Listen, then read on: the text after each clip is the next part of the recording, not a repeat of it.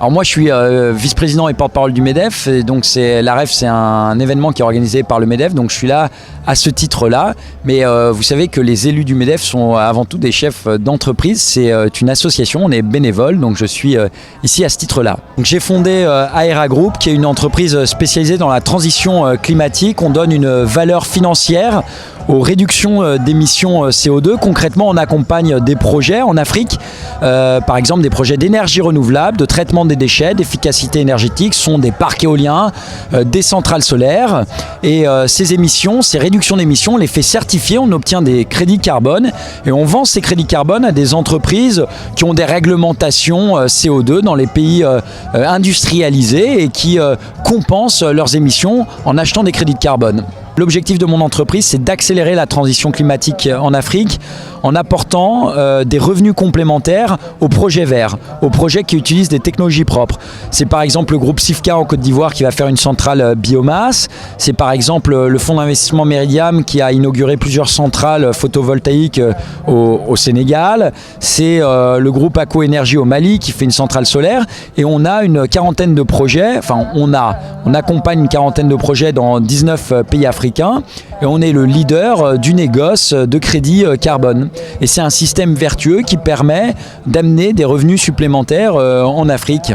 Ces 2 journées à l'hippodrome de Longchamp pour la rencontre des entreprises de France, c'est un succès déjà de participation. Il y a plus de 7500 personnes qui sont venues, des chefs d'entreprise, la société civile aussi, parce qu'on a voulu que ce soit des rencontres très ouvertes sur des thèmes intéressants, le climat, les inégalités, les conflits, parce qu'une entreprise, c'est pas seulement la recherche du profit aujourd'hui, ça ne peut plus l'être. Il y a des questionnements aujourd'hui dans la société où on interroge, est-ce que le capitalisme pourra juguler la crise climatique? Est-ce qu'il pourra résorber dans certains cas des inégalités trop importantes? Nous, on pense que oui, parce que ce sont dans les entreprises qu'il y a les chercheurs, les capitaux, la capacité d'innovation. C'est les entreprises qui iront chercher le plastique dans les océans, qui iront replanter des arbres. Et donc, elles font partie de la solution. Et c'est ce qu'on veut mettre aussi en scène, en avant, avec des participants très divers. On avait Cécile Duflot, on a Nicolas Sarkozy, Laurent Berger, président de syndicats. Il y a une très forte présence des dom-tom également. Il y avait un espace dom-tom d'ailleurs au club des adhérents, Guadeloupe, Guyane, Nouvelle-Calédonie, La Réunion, la Polynésie. Enfin, on avait beaucoup, je ne vais pas tous les citer, mais on en avait énormément. Et c'est vraiment toute la France qui est ici. D'autant plus, je parle de la Guyane qui a eu cette question de l'Amazonie cet été. On a reçu le chef indien Surui. Et donc voilà, c'est vraiment un rendez-vous rafraîchissant, éclectique, où on prend le temps de réfléchir et ça incarne les transformations qui se produisent au MEDEF. Le mot de la fin par le président du MEDEF, Geoffroy Roux de Bézieux, c'était surtout un engagement.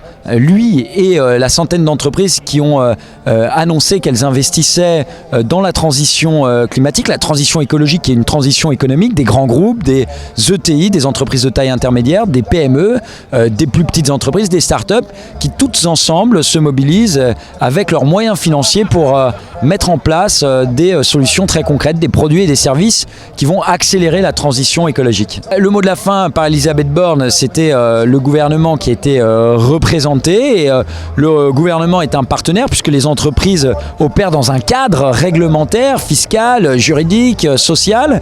Et donc il faut effectivement fiscal, et c'est aussi la fiscalité écologique. Et il faut donc qu'il y ait un alignement entre les mesures que le gouvernement porte et les entrepreneurs, parce qu'on a besoin de ce cadre favorable pour aussi également nous développer. On espère que vous reviendrez l'année prochaine et que ça sera encore un succès.